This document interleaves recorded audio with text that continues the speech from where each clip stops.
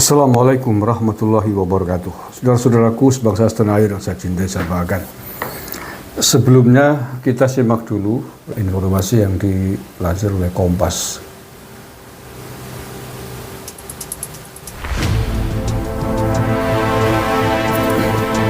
Partai Koalisi Pengusung. Capres nomor urut 3 Ganjar Pranowo dorong Partai Koalisi Pengusungnya untuk menggunakan hak angket guna melakukan penyelidikan atas dugaan kecurangan pemilu 2024. Seruan itu muncul usai adanya dugaan kecurangan pemilu 2024 yang melibatkan banyak lembaga negara. Menurutnya, dugaan kecurangan Pilpres 2024 tidak boleh didiamkan begitu saja oleh DPR. Mantan Gubernur Jawa Tengah itu menilai pemanggilan terhadap para penyelenggara pemilu untuk diminta pertanggungjawaban adalah bentuk fungsi kontrol dari DPR. Pernyataan itu disampaikan Ganjar Senin 19 Februari 2024. Di lain sisi, Ganjar menyadari pihaknya tidak bisa sendirian dalam mengajukan hak angket di DPR. Mereka tetap membutuhkan dukungan partai pengusung paslon nomor urut 1 Anies Muhaimin, yakni Partai Nasdem, PKS, dan PKB. Menurutnya, keterlibatan Nasdem, PKS, PKB, PPP, dan PDIP bisa mewujudkan penyelidikan dugaan kecurangan pemilu karena dilakukan lebih dari 50% anggota DPR.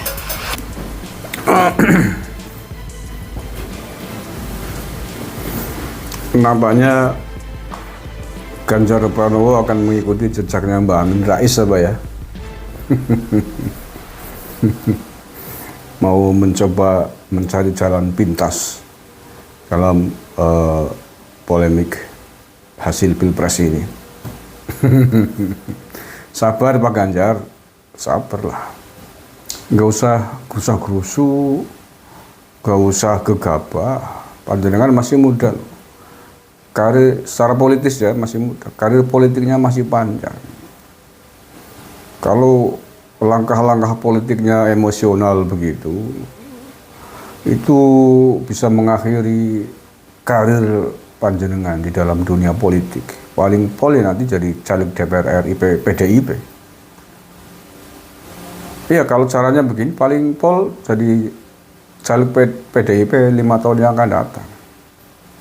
Ini Pak Ganjar mencoba memprovokasi anggota DPR RI dari Partai Koalisi 01 untuk menggunakan hak angket. Hak angket itu ya memanggil penyelenggara pemilu, dalam hal ini KPU gitu ya, dengan dugaan banyaknya kecurangan di Pilpres ini. Dengan maksud nanti kalau misalkan dilaksanakan, kemudian akan ada keputusan dari DPR RI bahwa KPU curang, pemilu harus didiskualifikasikan, baik itu. Tapi apakah itu bisa terwujud? Kalau kemudian menuduh pemilu itu curang, tidak adil, dasarnya apa Pak Ganjar? Harus punya dasar kan, tidak cukup hanya dengan dugaan. Dan dalam sistem undang-undang pemilu, bukankah kita tahu itu semua diatur di undang-undang pemilu, segala bentuk dugaan kecurangan itu larinya ke Bawaslu. Dugaan tindak pidana pemilu ke Bawaslu dan ke KPU. Nggak usah ke DPR. Nggak ada aturannya itu Pak Ganjar. Nah, maka kalau itu mau ditempuh, tunggu dong. Tunggu hasil laporan-laporan atau dugaan-dugaan kecurangan pemilu yang ditangani, diproses oleh Bawaslu. Nah, nanti seperti apa Bawaslu keputusannya? Tindak pidana pemilu kan banyak macamnya. Tidak hanya dengan asumsi dugaan, tapi tidak jelas. Nah, nanti kan dari hasil yang dilakukan, tindak lanjut yang dilakukan oleh Bawaslu akan kelihatan. Titik-titik kecurangannya seperti apa, sanksi-sanksinya seperti apa. Nah, kalau itu sudah selesai, baru bawa ke DPR RI untuk hak angket itu. Belum lagi nanti ada putusan MK. Udah itu yang paling tinggi. Hak angket seperti apapun, nah bisa dong. Kalau MK mengatakan bahwa pemilu ini sah. Jadi tolong dong Pak Mahfud, Pak Ganjar, kok jadi kayak provokator sampean. Sifat karakter negarawannya nggak muncul sama sekali pasca Pilpres ini. Ya untung panjenengan di ranking ketiga. Ya real kon KPU hari ini menyebutkan bahwa Ganjar Mahfud ada di ranking 3. Kecil banget suaranya, hanya 17%. Sama Amin aja kalah. Jauh, Pak Prabowo sudah 58% kemenangannya. Ini kan menurut saya memalukan. Kekalahannya sangat besar, masih rewel gitu loh. Kecuali kalau kekalahannya tipis, hanya selisih 1%, masih bisa dipahami itu. Sangat bisa dipahami kalau kemudian betul-betul menemukan banyak kecurangan. Ngotot ini harus diselesaikan. Loh, selisihnya luar biasa kok. Selisihnya 3 kali lipat hampir kok. Kalau mau mengusulkan hak angket, tidak menghargai kerja Bawaslu, tidak menghargai undang-undang pemilu namanya. Allah karim. Satu itu ya. Yang kedua, mungkinkah partai koalisinya 01, yakni PKS, PKB, Nasdem, setuju sepakat dengan usulan Pak Ganjar itu? Menurut saya kecil kemungkinan. Kecil kemungkinan menurut saya. Alasannya apa? Argumentasi politiknya seperti apa? Satu, Nasdem, Surya Paloh kemarin sudah menghadap Pak Jokowi. Pak Surya Paloh sendiri ya yang mengajukan, minta ketemu dengan presiden dan disetujui sama presiden. Dan pasca pertemuan itu, Pak Jokowi memberikan statement kepada pers, kepada media ya, dengan aura diksi yang nampaknya menggembirakan. Sepertinya Pak Surya Paloh oke untuk bersama-sama menjalin kerjasama deal-deal politik atas kemenangan Prabowo Gibran. Orang menangkap seperti itu dengan gaya bahasanya Pak Jokowi. Nah, kalau Surya Paloh seperti itu, apakah Nasdem kemudian akan melawan Surya Paloh? Ya nggak mungkin. Nah, ya Surya Paloh sama dengan Nasdem. Apa yang diinginkan oleh Surya Paloh yaitu yang akan diamini oleh jajaran elit Partai Nasdem, termasuk anggota DPR RI di Nasdem. Satu. Yang kedua, PKS. Logika politik mana yang mengatakan akan lebih memilih bekerjasama dengan PDIP ketimbang dengan Gerindra? Nggak ketemu.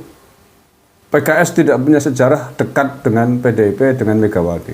Tetapi kalau sejarah kerjasama secara politik dengan Prabowo, dengan Gerindra, 2 kali Pilpres, 2014-2019. Sehingga kalau kemudian memutuskan harus bergabung dengan PDIP dalam konteks mengajukan hak angket ini, menurut saya sangat sulit diterima oleh akal sehat politik kita. PKS memang 2 kali menjadi oposisi, tetapi oposisi terhadap PDIP. Iya kan? Oposisi terhadap PDIP. Saya tidak yakin dengan bahasa-bahasa politik yang beberapa waktu terakhir ke sana diluncurkan oleh politisi PKS terhadap PDIP, kemudian tiba-tiba berkoalisi dengan PDIP. Nggak yakin saya, nggak yakin. 3, PKB, apalagi PKB. Dalam sejarah perpolitikan nasional, kita belum melihat rekam jejak PKB, politisi PKB berani menempatkan diri menjadi kekuatan politik oposisi. Ya, dalam sejarahnya semenjak PKB berdiri belum pernah PKB menjadi kekuatan partai oposisi. PKB akan cenderung mencari titik aman, bekerja sama dengan pemerintahan. Setidaknya itu yang sudah terjadi di masa lalu. Apalagi Caimin, sosok yang memang memiliki kasus. Setidaknya kasusnya belum selesai di KPK. Kasus kardus durian itu kan. Ya, bahkan dulu mengapa Caimin memutuskan bergabung, mau berpasangan dengan Anies, dicapreskan, dugaan politiknya demi mencari keselamatan atas dipanggilnya oleh KPK yang hanya selisih waktu kurang lebih 3 hari akan dipanggil KPK, tiba-tiba kemudian deklarasi dengan Anies oleh Nasdem. Jadi menurut saya jauh lebih sangat kecil kemungkinannya PKB mau menempatkan diri melawan partai pemenang, melawan cawapres pemenang dalam Pilpres 2024 ini. Yaitu selain sejarah perpolitikan politisi KB yang lebih memilih sikap di tengah-tengah, bukan tidak punya nyali, tapi memang kebijakan politiknya selalu begitu PKB, memilih keselamatan daripada hancur lebur melawan kalah. Sejarah politik politisi PKB belum pernah ada yang berani menempatkan diri sebagai oposisi yang berani seperti politisi PKS. Belum pernah ada sampai hari ini. Ya itu. Ditambah lagi tadi kasus potensi kasus hukumnya Caimin di KPK menurut saya menjadi tambah tidak beradil lagi. Iya kan?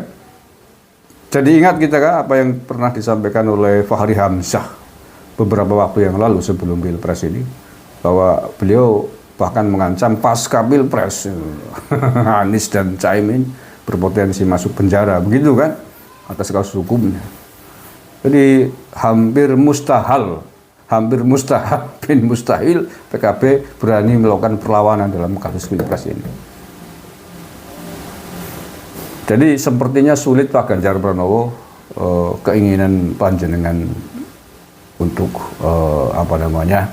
mencari teman di dalam melakukan hak angket atas penyelenggaraan pemilu ini. Selain tadi itu pertimbangan argumentasi politik dari para partai polisi pengusung Amin. Yang kedua juga langkah yang terlalu provokatif menurut saya, karena dugaan kecurangan pemilu itu baru sedang diproses oleh Bawaslu dan mestinya jalurnya itu, jalur penyelesaiannya adalah Bawaslu, MK. Nggak usah ngomong meloncat pakai jalan pintas, itu langkahnya Amin Rais itu, Pak Ganjar. Terima kasih. Assalamualaikum warahmatullahi wabarakatuh.